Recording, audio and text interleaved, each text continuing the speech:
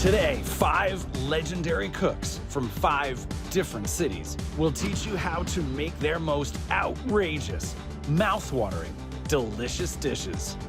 This is Countdown to Delicious, starring from Los Angeles, chef to the stars, TikTok sensation, Chef Lovely. You know him as TheYumYumFoodie, social media star, Mr. Miami, Eddie Zamora, the queen of Southern comfort food. From Atlanta, Georgia, Chef Tragaye. Mom, influencer, the kitchen genius from San Diego, Kelsey Nixon. And finally, from London, 4-time best-selling author, the star of Fitwaffle, Miss Eloise. Let's start the Countdown to Delicious. Today, let's go to LA and begin with breakfast. Chef Lovely knows candied bacon. She knows truffle Gouda scrambled eggs, and she knows how to create the ultimate breakfast sandwich. Plus, she'll show you in just 2 minutes. Hey, my loves. Today, I'm building you the ultimate breakfast sandwich. So think candied bacon, fluffy truffle Gouda scrambled eggs, creamy avocado, all stacked up on a toasted brioche bun. It's bold, it's bougie, and it's gonna be your new morning obsession.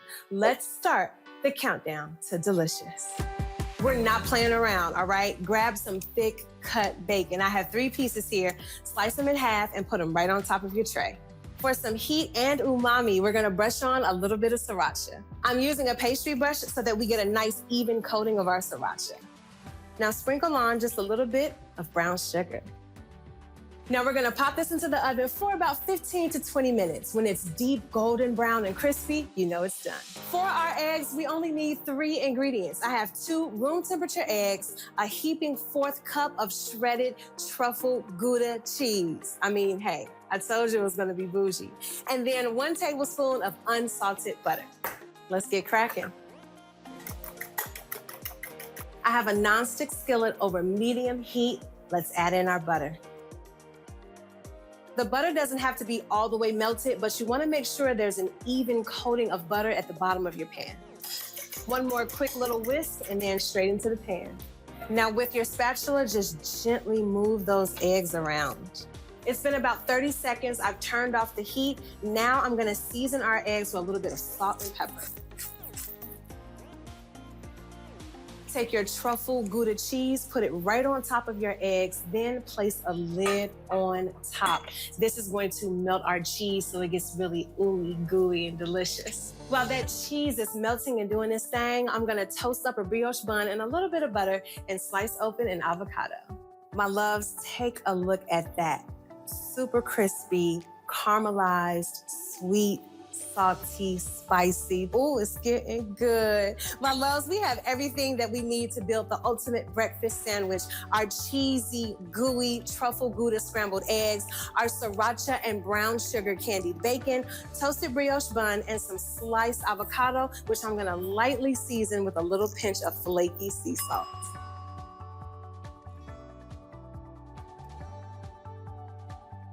Let's eat.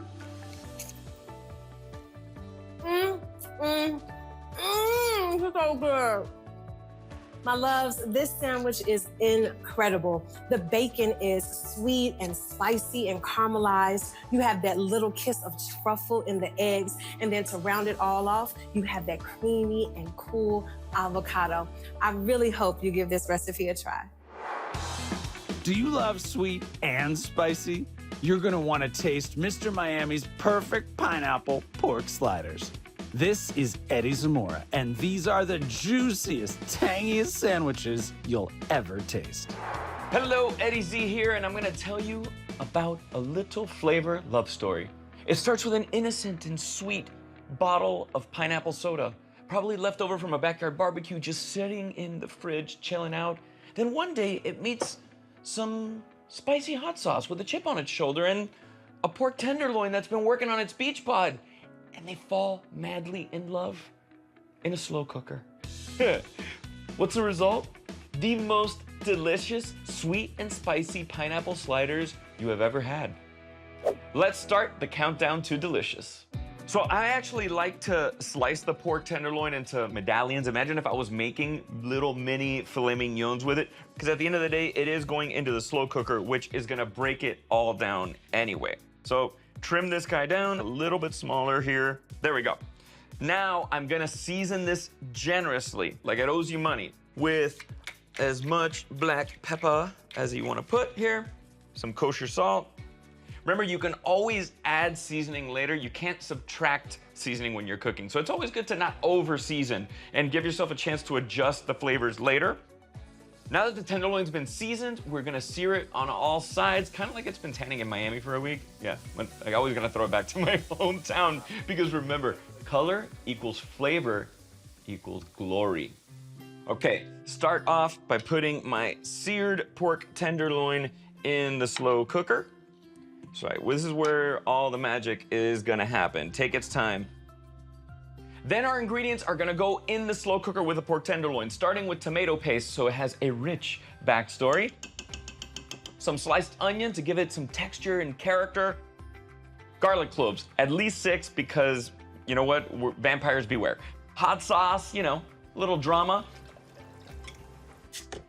Pineapple soda because yes, we're cooking with childhood memories today. Then a plot twist you didn't expect, a little red wine vinegar. Gonna give it some more acidity to balance with the sweetness of the pineapple. And then bay leaves. We don't know what they do, we just know that it makes everything official, so we're just gonna add those in there.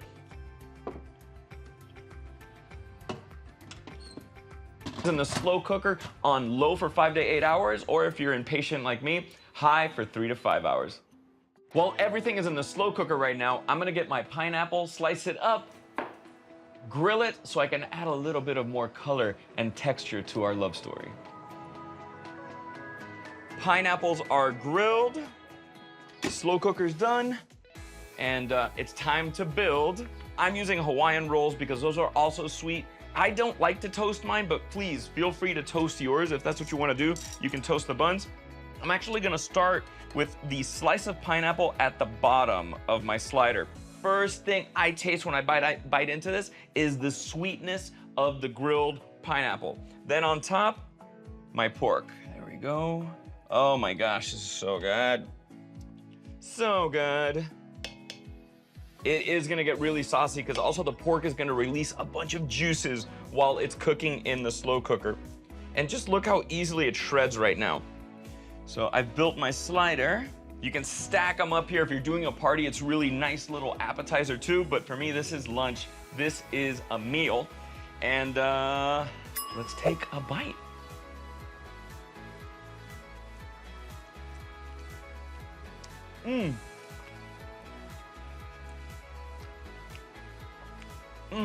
This is so good. The sweetness from that pineapple is coming through. The caramelization that I got from the grill on it. Oh my goodness, and then the juices just pop in your mouth and then it gets nice and spicy with that pork. And I don't care, I'm making a mess. This is delicious. I'm gonna keep eating this, bye. It's so good. Welcome to Atlanta, Georgia. It's a very special day because Chef Tragaye is making one of her most popular dishes of all time. Her crispy, cheesy smash burger tacos. Hey y'all, I'm Chef Tragaye. Welcome to my kitchen. I'm so excited. We're putting 2 faves together today. Smash burgers and tacos. That's right, we're gonna make a smash burger taco. All you need is a shell and some side and some filling, and you're good to go. It's time for the countdown to delicious. We're gonna start with our good old ground beef. And you can do this with ground beef, ground chicken, ground turkey, ground lamb. Next, my onion. I'm only gonna chop half. Go down the onion. And look at that, diced onions. I'm gonna take these onions and add them to our bowl. All right, now we're gonna dice a little bell pepper. And we're just gonna do a very small dice, about a 1/2-inch dice. So essentially, you're looking for about 2 tablespoons to 3 tablespoons of diced bell peppers. We're gonna add our peppers to the bowl. And now we're gonna just go ahead and add in our egg. And then it's time to spice it up. I'm gonna do about a tablespoon of that taco seasoning, a half a tablespoon of dried cilantro, a half a tablespoon of salt, and a half a tablespoon of pepper. Now, the next thing I like to do is add about 1 tablespoon of sour cream. And then from there, I just go in and stir. You wanna make sure it's evenly mixed. Now we're gonna get ready to pan sear our smash burgers. So I'm gonna go in with a little bit of oil, get that pan nice and hot. So I'm gonna take about a 4-ounce scoop, pack it really tightly, and go into the pan. Now from there, I'm gonna take my spatula and just smash that burger. You don't wanna smash it too much before it browns up on the other side because we don't want it to fall apart. But we wanna smash it just enough to get those nice, thin, crispy edges. That's the beauty of a smash burger, are those edges. So we're gonna sear this patty for about 2 minutes. Now our burger is about halfway cooked, and then we're gonna take our tortilla and put it right over the burger. And I know what you're thinking, but it's not cooked. It's actually gonna cook when we flip it over. Look at that, boom. Now, while our burger's cooking on the other side, we're gonna go ahead and add in our cheese. 1/4 cup of cheese, just a sprinkle of cheese, and we're gonna let it cook. Now you're gonna know when the tortilla is ready because it's going to start to bubble. You're gonna see those bubbles, you see that? You can also take your spatula and just take a peek. But I think we're ready to go. Then we're gonna just give it a flip. Look at that, perfect. Look at that golden brown tortilla shell. It's nice and crispy. And then flip it right back over. Look at that. You got that crispy, crusty edge, that ooey gooey cheese. Add our sour cream. I'm gonna add some fresh salsa. And then I'm going to top it off with our lettuce. Oh my goodness, this is my favorite part. It's cheesy. You get the crispiness from the edges. That's what I love about a smash burger, because you get those nice crispy edges. Your family and friends are gonna love it. And I'll see you next time on Countdown to Delicious. Wow, next let's travel to sunny San Diego, where Kelsey Nixon is making her famous Italian sub salad. It's colorful, it's filled with taste, and it's covered with garlic butter croutons. Hey guys, I'm Kelsey, and today I'm making my Italian sub salad. It's my favorite sandwich in salad form, and it's crazy delicious. You're going to love it. I can't wait to count down to delicious. What I'm looking for is about 3 cups of crouton pieces. When it comes to the size of the crouton, I like to envision as if I'm picking it up with a fork. I don't want it to be too big for my fork, so something like this is just perfect. Once your bread is all cubed, it's time to make that garlic butter deliciousness. I'm gonna start with equal parts butter and olive oil. It's about 3 tablespoons of each, just going in a small saucepan. But I love a shortcut ingredient, and I can't get enough of these frozen garlic cubes. I use them in all of my cooking. I'm gonna add 2 to 3 cloves of garlic, depends on how garlicky you want your garlic croutons. But it's really simple. By adding the olive oil and the butter, you get a nice complex flavor with the garlic in there, and then we're gonna add a lot of salt and pepper. We're gonna transfer our bread cubes to a lined sheet pan. I wanna make sure they have plenty of room and space so they can get crispy on all the sides. I'm gonna do my best to spread this evenly over the top, and then I'm gonna take some tongs and give them all a great toss so that everything gets the same amount of garlic butter love. Finally, a generous pinch of salt and pepper. I'm gonna transfer these to a 400-degree oven for about 10 minutes or so, and in the meantime, I'm gonna make my salad. We are going to make a homemade pepperoncini vinaigrette, and the reason why is instead of using something like red wine vinegar, which you could use, we're actually gonna use the brine from these pepperoncini peppers as the base of our vinaigrette. Before we do that, I want to mince a shallot. Didn't take long at all. Look at how crispy and delicious they are. This is the bowl we're actually going to serve our salad in. We're gonna make our dressing here and wait to toss it until just before serving, but that way we don't dirty another dish. It's one of my favorite salad tips. We're gonna add about a 1/4 cup, some whole grain mustard, which is gonna act as an emulsifier and also contribute to that tanginess. A little bit of Italian seasoning because this is an Italian vinaigrette after all. And about the same amount of olive oil as the pepperoncini juice, so about a 1/4 cup. I'm just gonna eyeball it. A healthy pinch of salt and pepper. And we'll give it a whisk.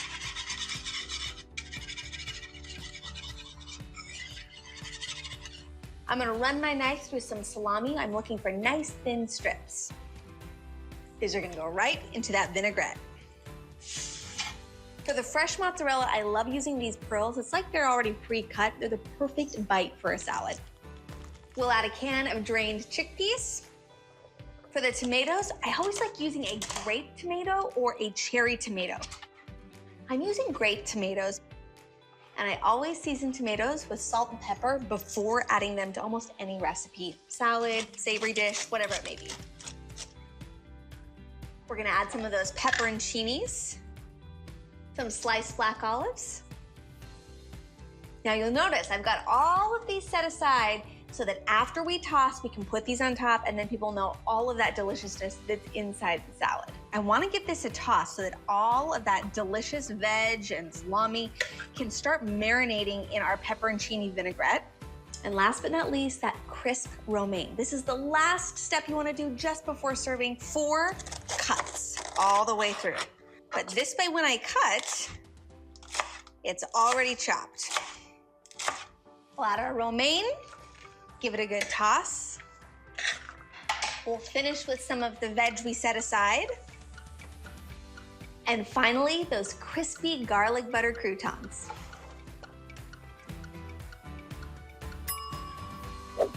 Let's see how it tastes. One of those croutons. That is delicious. All my favorite Italian flavors wrapped up into one salad, topped off with those crispy croutons. It's delicious. I hope you guys try this one. You're gonna love it. Finally, friends, let's jet to London, where Miss Eloise will show you how to make her outrageous Oreo cookie cake. It's covered in cream cheese frosting, and she'll teach you in just 3 minutes. This is the easiest cake you'll ever make. It's super moist and so delicious, and you only need 3 ingredients. Our first and main ingredient is Oreos, and let's get going. And I'm gonna start by separating the biscuit and the cream. I'm putting the cream into a bowl and the biscuit into our food processor. Don't eat the cream, as we are gonna be using this later. We didn't need that one. So that's all the biscuits that will fit inside my mini food processor, so I'm gonna blitz them up and then we'll do the rest. Perfect, so there should be no large lumps left. Grab a large mixing bowl and you're gonna add in your Oreo crumbs. You're also gonna add in milk. I'm using whole milk here, but any milk will work. I'm also gonna add in some baking powder. And you're just gonna mix these together until it's really nice and smooth. Perfect, now that's smooth, you're gonna add in your Oreo cream from earlier. And just stir this in until it's fully combined. You could leave the cream out if you wanted to, as it just adds a bit of extra sweetness, as we're not adding any extra sugar. Perfect, so that is our cake batter done. Now I'm gonna transfer it into an 8-inch square tin. Ta-da! And it shouldn't move from there. I'm just gonna pour our cake batter into our tin. Now you're gonna bake this in the oven at 180 degrees C, 160 degrees if you have a fan oven, for about 20 to 25 minutes. Our cake is fully cooked now. I'm just letting it cool there at the back. So while it's cooling down, I'm gonna make our cream cheese frosting. So in goes your butter. This should be softened to room temperature. It's just gonna help it whisk more easily. In goes the cream cheese, again, room temperature. In goes the vanilla. And I'm just gonna beat those together.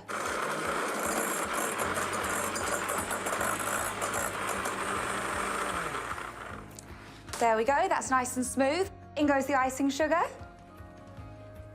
And then again, just whisk until fully combined.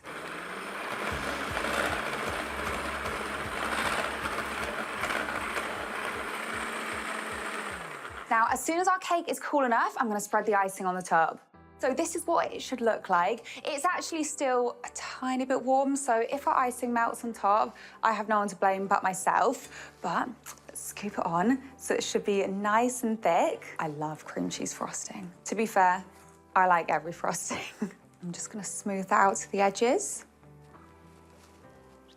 So if you didn't want to do a cream cheese frosting, you could always use something like Nutella on the top, or you could do a simple glaze or a chocolate ganache, or just chocolate. You could just like pour melted chocolate over it if you wanted.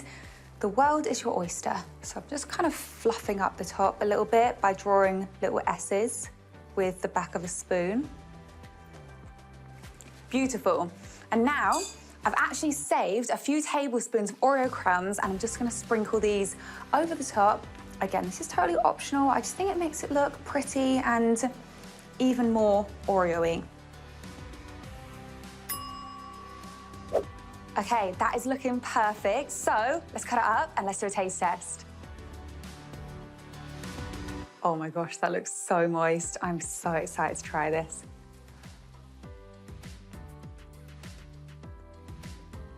Oh my gosh, wow. That is incredible. It's so moist and it's still a tiny bit warm and it's soft, and the cream cheese icing just complements it perfectly. Oh my gosh, it's incredible. And I'll see you in the next one. Bye.